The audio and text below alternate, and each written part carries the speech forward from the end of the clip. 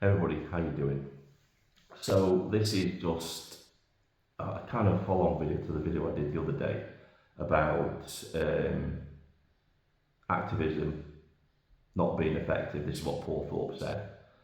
There is a protest going on tomorrow. They called it a general strike, but that's just to get around certain social media sites that would just take down um, a protest of this nature. They would take it down off their site. So this is just a way of them getting around it. It's not a general strike at all. I've seen some lefties getting off on their high horse saying, "Oh look, the right is calling for a strike on a Saturday." And this is what amazed me as well is that the far left are just completely oblivious to the fact that many working class people work a weekend. They just think that a working week is Monday to Friday because they're not working class or they don't have a job.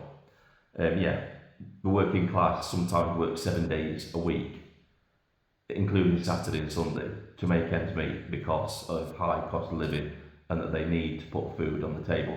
I just found that amazing. This is from people who claim to be for the working class but have no clue how the working class actually functions. Anyway, I digress.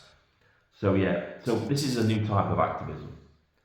This isn't necessarily to get into the mainstream media because they won't cover it. The mainstream media won't cover it, just like they never cover the Unite the Kingdom rallies down in London. They very briefly cover them and they twist it in a negative way. It's never portrayed in a positive light. But this supposed general strike, that's the name of the protest, general strike, it's not for the mainstream media.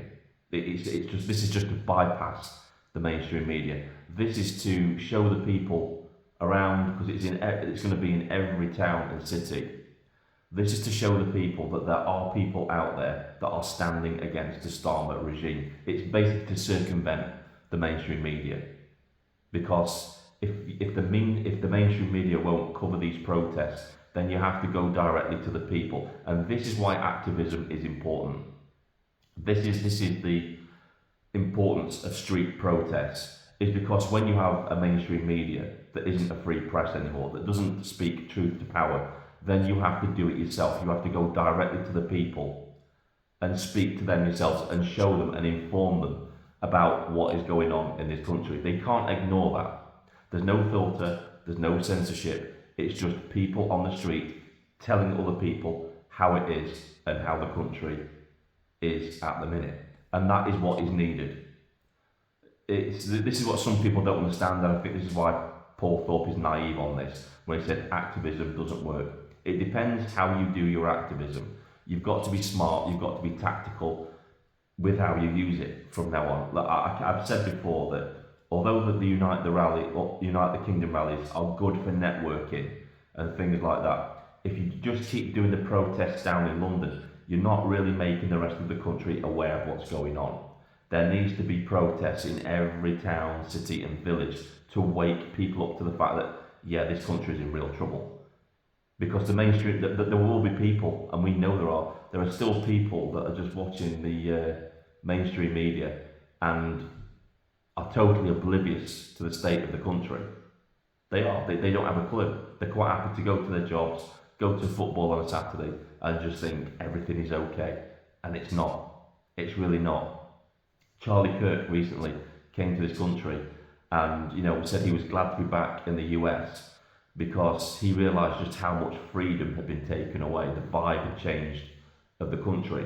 And to a certain extent, including myself, you don't really realise how much freedom you've lost because it's been done gradually over time. We are the frogs in the boiling pot, and the pot is boiling, and we don't realise we're boiling to death because it's been done gradually to us. We don't realise that our freedoms have been slowly taken away to an extent that they have. So when you have an outsider come to this country and see it for themselves, and they're like, yeah, you're in real trouble, you need to do something about that. That's the wake-up call, and that's the wake-up call that this protest tomorrow, hopefully, is going to do for the rest of the country. It's going to make people aware there's an issue. The government we currently have in power is not working in the best interests of the people of this country. And that message needs to be sent loud and clear all over the country. It does. Anyway, I want to keep this video brief. Don't want to go for loads of time. But yeah, I just want to say that's a bit of a fault video. But yeah, go and support it. I'll leave a link down in the bar to the places you can go and support. Find out for yourselves. Go and research.